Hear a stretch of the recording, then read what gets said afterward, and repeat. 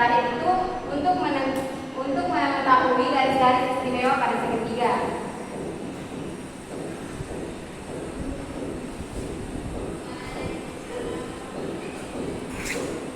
Baik, yang pertama itu kita masuk ke pengertian teorema Pythagoras. Teorema Pythagoras adalah suatu aturan matematika yang dapat digunakan untuk menentukan panjang salah satu sisi dari sebuah segitiga siku-siku. Nah, yang perlu diingat dari teorema ini itu adalah hanya berlaku untuk segitiga siku-siku, tidak bisa digunakan untuk menentukan sisi dari sebuah segitiga lain yang tidak berbentuk siku-siku. Teorema Pythagoras ini menyatakan bahwa dalam segitiga siku-siku itu berlaku jumlah kuadrat sisi siku-sikunya sama dengan kuadrat sisi miringnya. Nah, di sini itu terdapat dua sifat yang ada dalam teorema Pythagoras. Yang pertama, hanya untuk segitiga siku-siku. Yang kedua, minimal dua sisinya dapat diketahui terlebih dahulu. Teorema ini pertama kali dikemukakan oleh seorang matematikawan yang berasal dari Yunani yang bernama Pythagoras. Adapun bunyi dari dalil teorema Pythagoras yaitu pada suatu segitiga siku-siku, kuadrat dari sisi terpanjang yaitu sama dengan hasil jumlah dari kuadrat sisi-sisi penyisinya. Yang dimana rumus Pythagoras itu C kuadrat sama dengan A kuadrat ditambah B kuadrat. Yang dimana C-nya itu sisi miringnya, A-nya tingginya, dan B-nya itu alasnya. Nah, baik, untuk pembuktian teorema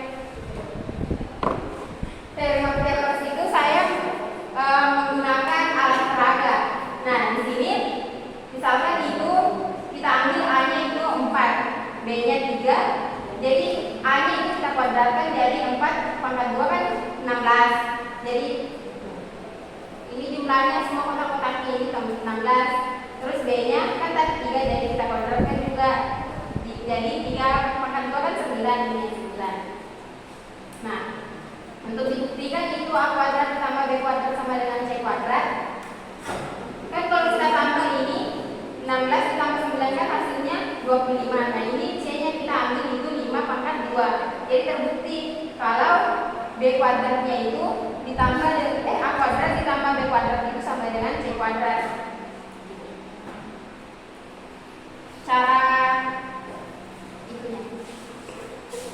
Cara penyajiannya itu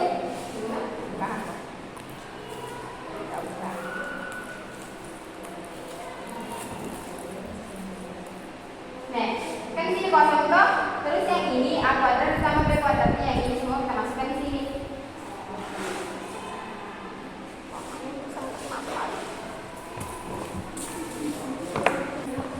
Nah, terbukti toh, kan tadi di sini sama masukkan ini semua di sini dari A kuadratnya B kuadratnya di sini, jadi terbukti A kuadrat ditambah B kuadrat sama dengan C kuadrat.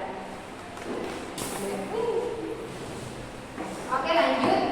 Yang kedua itu kebalikan teorema Pythagoras, yang dimana bisa dilihat pada gambar, yaitu B kuadrat sama dengan A kuadrat ditambah C kuadrat, maka segitiga ABC siku-sikunya itu di B, bisa dilihat pada gambar ini. Siku-sikunya itu di B, karena kan B kuadrat ditambah A kuadrat ditambah B kuadrat sama dengan A kuadrat ditambah C kuadrat. Begitupun dengan A kuadrat sama dengan B kuadrat ditambah C kuadrat, maka segitiga ABC siku-sikunya itu di A. Kemudian C kuadrat sama dengan A kuadrat ditambah B kuadrat, maka segitiga ABC siku-sikunya itu di C. Selanjutnya menentukan jenis segitiga jika diketahui panjang sisi-sisinya. Nah, segitiga berdasarkan sudutnya itu terbagi menjadi 3, yaitu segitiga siku-siku, segitiga lancip, dan segitiga tumpul. Yang dimana segitiga siku-siku itu apabila A kuadrat sama dengan B kuadrat ditambah C kuadrat itu merupakan triple Pythagoras, di mana triple Pythagoras itu adalah 3 bilangan asli yang memenuhi panjang sisi segitiga siku-siku, di mana bilangan yang nilainya terbesar merupakan sisi miring atau hipotenusanya. Segitiga lancip yaitu apabila A kuadrat lebih kecil dari B kuadrat ditambah C kuadrat. Kemudian segitiga tumpul apabila A kuadrat lebih besar B kuadrat ditambah C kuadrat. Selanjutnya kita ke contoh soal.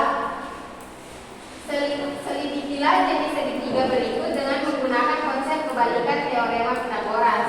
Yang dimana bagian A itu 5, 8, dan 10. Cari bilangan dengan nilai terbesar. Nilai terbesarnya kan 10, jadi A-nya itu 10. Terus B-nya 8, C-nya 5.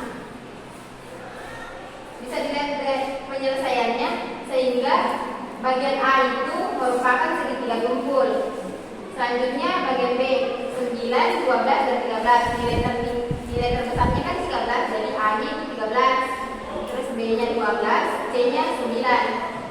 Sehingga bagian B itu disimpulkan itu merupakan segitiga lancip. Yang bagian C itu 7, 24, 25. A-nya itu 25, B-nya 24, dan C-nya 7. Sehingga dapat disimpulkan bahwa segitiga siku-siku atau tripel Pythagoras. Selanjutnya itu penerapan teorema Pythagoras pada bangun ruang datar. Pada bangun datar. Contohnya itu sebuah persegi panjang berukuran panjang 9 cm dan lebar 12 cm, maka hitunglah panjang salah satu diagonalnya. Bisa dilihat pada gambar, sehingga diperoleh x kuadratnya sama dengan 12 kuadrat ditambah 9 kuadrat sama dengan 12 kuadrat kan 144, dan 9 kuadrat itu 81, sehingga 144 ditambah 81 itu hasilnya 225. Nah, akar dari 225 itu 15. Jadi panjang salah satu diagonalnya adalah 15 cm.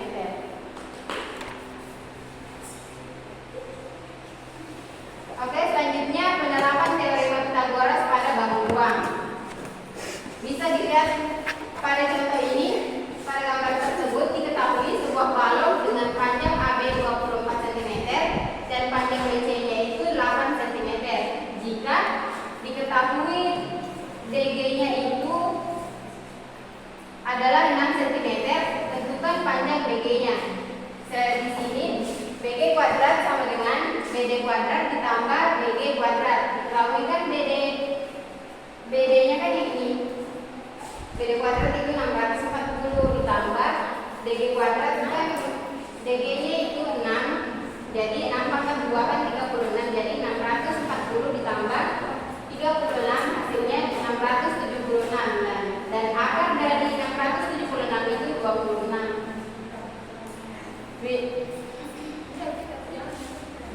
Oke, yang terakhir itu garis-garis istimewa pada segitiga. Garis-garis istimewa pada segitiga itu terbagi menjadi 4, yaitu yang pertama garis tinggi. Nah, garis tinggi itu adalah garis yang ditarik dari sebuah titik sudut segitiga dan tegak lurus dengan sisi di hadapannya. Nah, pada gambar yang ini garis CF-nya itu tegak lurus dengan garis AB-nya. Jadi garis CF itu merupakan garis tinggi yang ditarik dari titik C. Yang selanjutnya itu yang kedua garis bagi. Garis bagi yaitu garis yang ditarik dari titik sudut segitiga dan membagi sudut tersebut menjadi dua sama besar. Nah, pada gambar ini garis CE-nya itu membagi sudut C menjadi dua bagian sama besar. Jadi garis CE-nya itu merupakan garis bagi yang ditarik dari titik C. Selanjutnya yang ketiga itu garis berat. Garis berat adalah garis yang ditarik dari titik sudut suatu segitiga dan membagi sisi di hadapannya menjadi dua bagian sama panjang. Pada gambar ini titik D-nya itu berada di tengah-tengah garis AB atau AD sama dengan DB. Jadi garis CD itu merupakan garis berat yang ditarik dari titik C.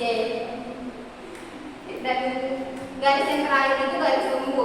Garis sumbu adalah garis yang membagi sisi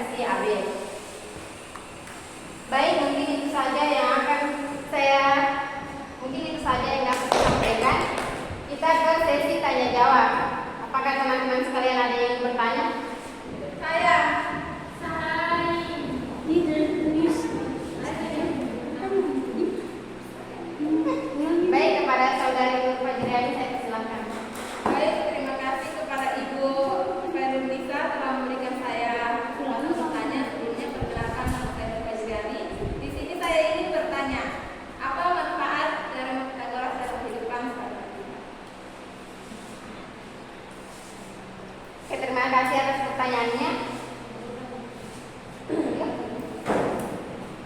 Kepada saudari Ananda, saya persilahkan. Coba pilih keselanjutnya tadi kembalikan. Hah? Ini balikan yang oh ini. Jadi begini, saya mau bertanya. Nah, di soalnya selanjutnya ini, soal tadi, kenapa dikatakan A itu nilai yang paling besar? Apakah A itu garis kemiringan garisnya kan kecil? Oke, terima kasih. Ada lagi yang ingin bertanya? Oke, kalau tidak ada, beri saya waktu untuk menjawab pertanyaan dari teman-teman sekalian. Oke, baik. Di sini saya akan menjawab pertanyaan dari saudari Fajriani yang dimana pertanyaannya itu manfaat dari teorema Pythagoras dalam kehidupan sehari-hari. Jadi manfaatnya itu pada bidang arsitektur dan konstruksi, salah satu contohnya adalah bangunan yang berbentuk segitiga, misalnya atap bangunan. Nah, teorema Pythagoras ini akan sangat membantu dalam kegiatan menghitung atau memperkirakan bidang miring suatu bangunan yang memiliki sisi-sisi yang saling tegak lurus atau sudutnya 90 derajat. Bagaimana saudari Nur Fajriani? Baiklah, sudah cukup jelas. Terima kasih. Baik, selanjutnya pertanyaan dari saudari Ananda Eka Puspita Surla. Pertanyaannya itu, dalam soal ini, kenapa A-nya itu dikatakan diambil nilai terbesar? A-nya itu diambil sebagai nilai terbesar. Bukankah C itu merupakan sisi miring yang berarti C-nya nilai terbesarnya? Nah, karena dalam soal itu segitiga siku-sikunya berada segitiga siku-sikunya itu di A, sehingga sesuai dengan kebalikan teorema Pythagoras, rumusnya itu yang ini, A kuadrat sama dengan B kuadrat ditambah C kuadrat, yang dimana A kuadratnya itu merupakan sisi miringnya. Bagaimana saudari Ananda yang kita Terima kasih. Baik, mungkin itu saja